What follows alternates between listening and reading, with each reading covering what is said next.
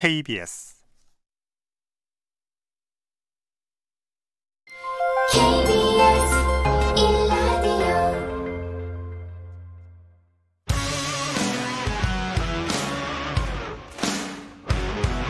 탐사보도 전문기자 김경래 최강시사. 김경래 최강시사 2부 시작합니다. 2부에서는 조국 후보자 관련된 얘기를 해보겠습니다. 더불어민주당 이인영 원내대표 연결되어 있습니다. 안녕하세요. 예, 안녕하십니까. 네, 다들 아시는 얘기니까 본론으로 바로 들어갈게요. 네.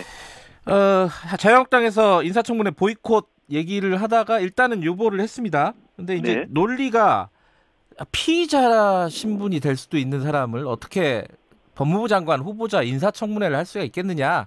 보이콧의 논리는 이겁니다. 여기에 대해서는 어떻게 보세요? 앞뒤가 모순된 얘기입니다. 자기 혼자 북치고 장구치는 그런 셈인데요. 네. 자유한국당이 검찰의 후보자를 고발해서 수사가 시작됐지 않습니까? 네. 자기들이 수사해달라고 고발해놓고 수사가 시작되니까 피의자에 대한 청문회를 할 수 없다. 이렇게 해서 보이콧한다면 그건 너무 천연덕스러운 연기 아닙니까? 아하. 오히려 처음부터 인사청문회를 할 의지가 없었다는 거를 스스로 폭로하고 있는 셈이라고 저는 봅니다. 그리고 분명히 말씀드리지만 국민들이 네. 요구하는 것은 정쟁이 아니라 진실 아니겠습니까? 네. 보이콧 소동은 국민 정서와 동떨어진 거고요. 네. 조속히 청문회를 열어 진실을 밝히라는 것이 국민의 요구다. 이런 점을 분명히 말씀드립니다. 야당 입장에서는요. 네. 고소고발은 했는데 이렇게 검찰에서 빨리 움직일 줄은 야당도 몰랐을 거예요. 그러니까 검찰이 이렇게 압수수색을 전격적으로 하니까 이게 검찰도 어떤 혐의를 잡고 있구나. 이렇게 판단을 할 여지는 있는 거 아닙니까? 그럼에도 불구하고 명백하게 네. 자유한국당이 고소 고발한 것에서 수사는 시작되었고 네. 다시 거듭 말씀드리지만 네. 자기들이 피의자 신분으로 만들어 놓고 그 피의자에 대한 청문회를 할 수 없다. 이렇게 이야기하는 것은 앞뒤가 맞지 않는 모순이다. 예. 그리고 비겁한 행위다. 이렇게 말씀드리겠습니다. 알겠습니다. 그 청문회 보이콧은 아직 살아 있어요, 그죠? 완전히 철회한 건 아니고. 네. 만약에 보이콧을 결정을 하면요, 청문회는 무산되는 겁니까? 어떻게 되는 거예요, 이게? 그동안 자유한국당은 청문회 관련해서 아주 큰 억지를 부렸습니다. 정치적 네. 득실을 따져서 법 절차를 준수하지 않고 편법적 적용을 하면서까지 청문회 일정의 확정을 미루고 또 어떤 의미에서는 질질 끌어왔습니다. 네. 말도 안 되는 요구지만 간사 사이에 합의를 했다고 해서 네. 대승적으로 수용했더니 이제는 보이콧 운운하면서 그 청문회 일정마저 다시 파기하려고 합니다. 네. 약속을 지키지 않을 생각이었다면 처음부터 하지 말았어야 하고 예. 그런 의미에서 한국당이 보이콧 소동을 스스로 걷어들이고 청문회에 나서야 합니다. 만약에 보이콧을 강행한다면 네. 우리 국민이 스스로가 청문회를 할 수밖에 없지 않겠습니까? 네. 그렇게 되지 않길 바랍니다. 그럼 국민청문회 같은 걸 말씀하시는 거죠? 여전히 국민과의 대화, 네. 언론과의 대화, 또 다른 형식의 국민과의 대화 등을 통해서 형식이 얽매이지 않고 네. 이른바 국민청문회 그렇게 제기되었던 문제의식 이런 것들을 추진할 수밖에 없게 되는 그런 현실은 오지 않기를 바랍니다. 그런데요, 만약에 이건 가정이긴 하지만은 보이콧을 하면은 국회 청문회는 자유한국당 없이 열 수는 없는 건가요? 이게 법적으로는? 법적으로도 쉽지 않은 문제입니다만 그래요? 현실적으로 네. 자유한국당에 소속된 네. 법사위원장에 있는 법사위에서 청문회를 해야 되기 때문에 네. 가능하지 않을 거다 이렇게 예. 생각합니다. 그래서 자유한국당이 마음을 바꿔 먹어야 한다 이런 점을 예. 분명히 말씀드립니다. 청문회가 열리면요, 지금 예정대로 2일, 3일 열리면은 청와대에서 3일 날 인사청문회 경과보고서 재송부 요청을 하게 되는 거죠? 그것은 청와대의 고유 권한입니다. 네. 인사청문회 재송부 요청은 대통령의 고유 권한이기 때문에 네. 그것은 대통령과 청와대에서 판단할 문제라고 생각합니다. 지금 청문회가 열린다는 가정하에서 말씀을 드리면은 증인 채택을 놓고 또 줄다리기를 하고 있습니다. 여야가. 지금 한 25명으로 축소가 됐죠. 자유한국당이 제시한 증인이요? 그렇게 전해 들었습니다. 처음에는 93명의 마구잡이식의 증인 채택을 요구하더니 여론의 비난이 생기니까 25명으로 압축해서 다시 가져왔다고 합니다. 그 핵심이 이제 가족이잖아요. 딸하고 네, 부인의 동생의 전 부인, 어머니 여기 다 들어가 있죠. 25명 안에. 25명 안에 그 자체를 확인해 드리는 것이 또 다른 인권 침해의 소지가 있습니다만 어쨌든 가까운 가족들이 거의 다 들어와 있는 걸로 전해 들었습니다. 그러면요, 지금 자유한국당 입장은 전례가 있다. 가족을 증인 신청을 해가지고 증인으로 불렀던 전례가 있다. 이번도 특별한 게 아니다. 이런 식으로 주장하고 있어요. 여기에 대해서는 어떻게 보세요? 그것은 저는 거의 거짓말이다 이렇게 생각합니다. 네. 이명박 정권, 박근혜 정권 때 인사청문회가 저희 조사에 의하면 209번 열렸습니다. 네. 그중에 증인을 채택한 숫자는 평균 0.5명 정도로 나타나고요. 예. 그 청문회의 83%는 후보 없이 진행되었습니다. 주된 문제의식은 후보자 청문회지 가족 청문회가 아니다. 그래서 후보자에 대한 자격과 또 도덕성, 능력 이런 거 위주로 청문회를 진행하려는 그런 취지를 반영한 결과였다 이렇게 생각합니다. 특히 총리 후보 청문회는 한 2차례 정도 가족을 부른 경우가 있습니다만 역대 장관 청문회 내에서 가족을 증인으로 부른 적은 한 번도 없었다는 점을 분명히 말씀드립니다. 가족이 증언해야 할 말 이런 것들은 후보자 당사자가 본인이 직접 대부분 할 수 있기 때문에 그랬습니다. 후보자의 딸, 아내, 동생 이런 분들을 불러서 거기에 망신을 주고 그걸 가지고 후보를 압박하겠다 이런 정치적 셈법은 반인륜적이고 폐륜적이다 이런 그 시중의 비판을 자유한국당이 경청하길 바랍니다. 우리 정치는 최소한 금도를 지켜야 한다 이렇게 분명히 말씀드리겠습니다. 209번 청문회 중에 아까 83%가 후보 없이 진행이 됐다고요?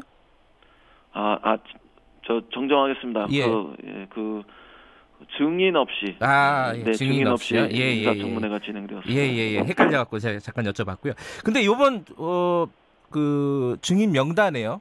자유한국당에서 요구한 증인 명단에 그 오촌 조카가 들어가 있죠. 사모펀드 관련돼서. 그런 걸로 알고 있습니다. 요거는 받으실 수 있는 건가요? 그 문제와 관련해서는 가족은 안 된다 이런 기본 원칙, 그런 것들 속에서 송경 감사가 최종적으로 자유한국당 간사하고 합의하는 과정에서 정리될 거라고 봅니다.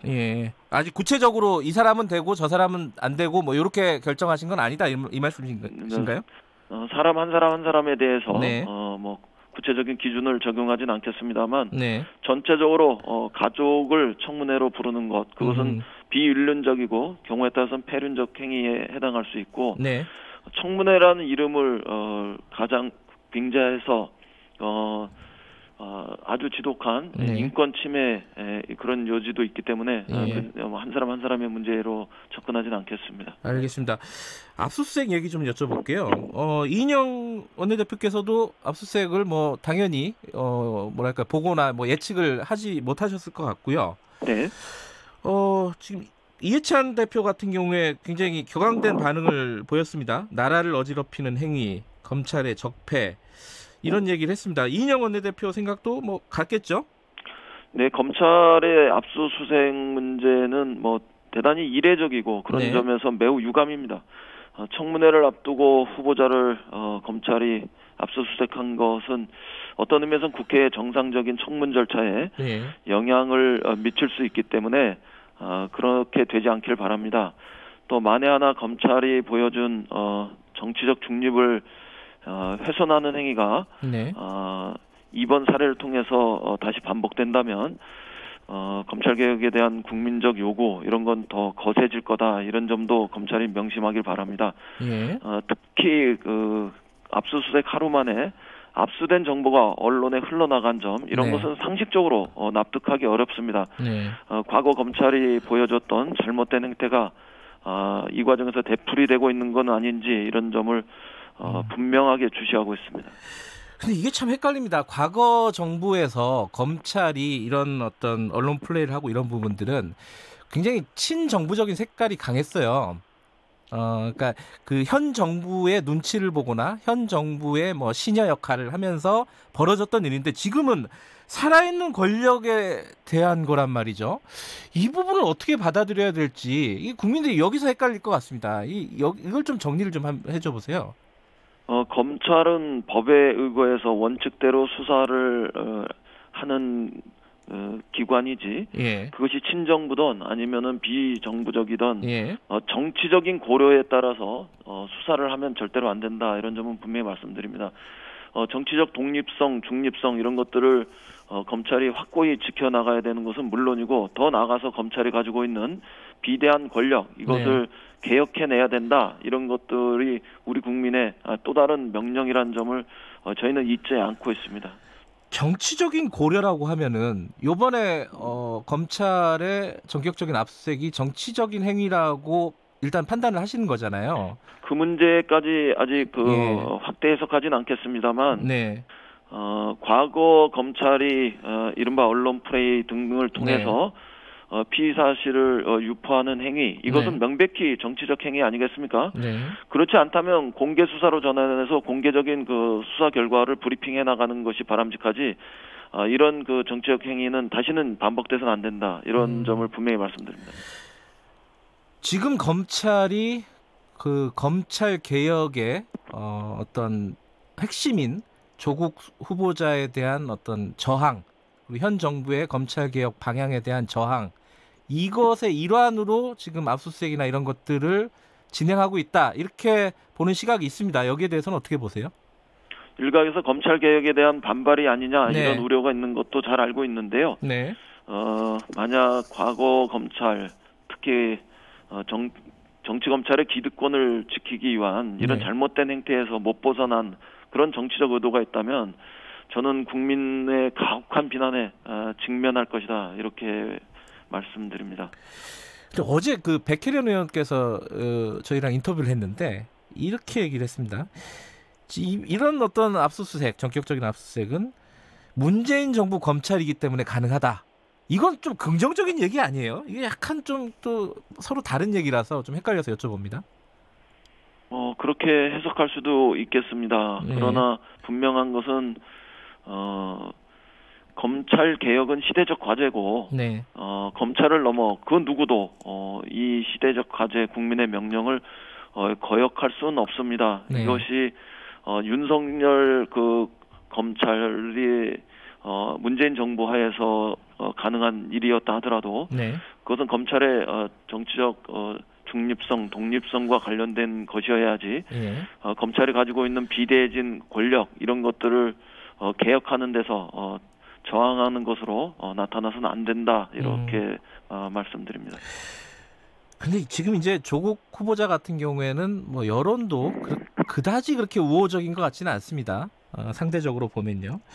그리고 여러 가지 논란들도 많은데 이 검찰 개혁의 이 숙제를 꼭 조국 후보자가 풀어야 되는 겁니까? 조국 후보자만 고집을 해야 되는 건지 이 부분에 대한 질문에 대해서는 뭐라고 얘기를 하실 수 있겠어요? 검찰 개혁과 관련해서 검찰 스스로 풀어야 하는 것은 정치적 중립성, 독립성과 관련된 문제입니다. 이 점은 윤석열 총장이 아주 적임자였다고 생각합니다. 그러나 비대해진 검찰 권력을 개혁해서 분산하고 또 민주적 통제의 범위로 되돌리는 것은 검찰 스스로가 할 수는 없는 일일 거라고 생각합니다. 이 문제는 지금은 법무부 장관으로서 조국 후보자가 가장 잘 할 수 있다 이렇게 생각합니다. 한 발 더 나가서 검찰 개혁을 청와대 민정수석이 주도하는 것보다는 정부에서 법무장관이 주도하는 것이 더 바람직한 일이고 더 정상화되는 과정이기 때문에 다른 때는 몰라도 지금은 조국 후보가 법무장관으로서 비대진 검찰 권력을 개혁하고 분산하고 민주적 통제의 범위로 되돌려 놓는데 적임자다. 저는 그렇게 생각합니다. 그 적임자라는 이유가요. 한 번만 더 여쭤보면요. 이 능력의 문제입니까? 아니면 어떤 뭐 신뢰의 문제입니까? 어떻게 뭐가 제일 중요하다고 보세요?